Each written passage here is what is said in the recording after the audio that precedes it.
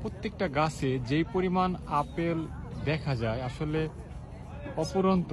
It's like নিচে তো পড়ছেই এবং গাছে যে পরিমাণ হয়ে রয়েছে এটা মানে আসলে এটা খুব তাড়াতাড়ি পড়ে যাবে সব, কারণ খাওয়ার লোক নাই, পাড়ার লোক নাই, আহে লোকজন খায় ফালায়। কিন্তু দেখেন সুবহানাল্লাহ কি পরিমাণ হওয়া হয়েছে। এ যদি বাংলাদেশে হইতো এরকম নিচে নেট দিয়া নিচে নাড়া নুড়া দিয়া যত্ন করে রাখতো, কিন্তু এই দেশে খাওয়ার লোক নাই। এটা তো ছোট্ট একটা গার্ডেন, ছোট্ট একটা বাগান, বড় বাগানে আরো বেশি, কিন্তু খাওয়ার লোক নাই। এদেশে পারে না এই জন্যই কারণ লেবার কস্টটা অনেক বেশি, এই জন্য পারে না। আপেল দেখতেছি ব্যতিক্রম কালার, এটা খায় দেখবো কেমন টেস্ট নাকি। এটা শুকাই গেছে, নষ্ট হয়ে গেছে। প্রত্যেকটা গাছে কি বড় বড়, চিন্তা করা যায়।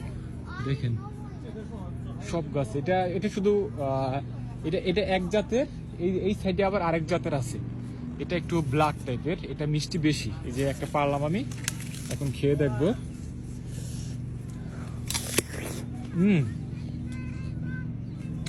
আমি বইলা বুঝাইতে পারবো না যে কতটা মানে কতটা মিষ্টি।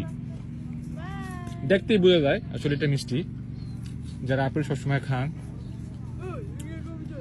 আর এখানে মনে এই লাইনটা অন্য জাতের, বিভিন্ন জাতের আছে এখানে। এটা হচ্ছে এক জাতের আর এটা হচ্ছে আরেক জাতের আপেল। এটা একটু কালো, মানে যে যখন পাইকা জায়গা পুরা কালো হয়ে যায়, যেরকম এগুলো পাইকা গেছে। এটা অকল্যান্ডের মধ্যেই পড়ছে, অর্থাৎ নর্থ শোর কাছে।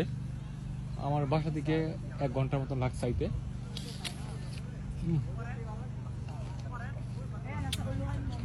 যত খাইতে পারেন খাইবেন, কিন্তু যাওয়ার সময় যা নিবেন ওটার একটা প্রাইস দিতে হবে। তা আমরা এখন কিছু পারবো,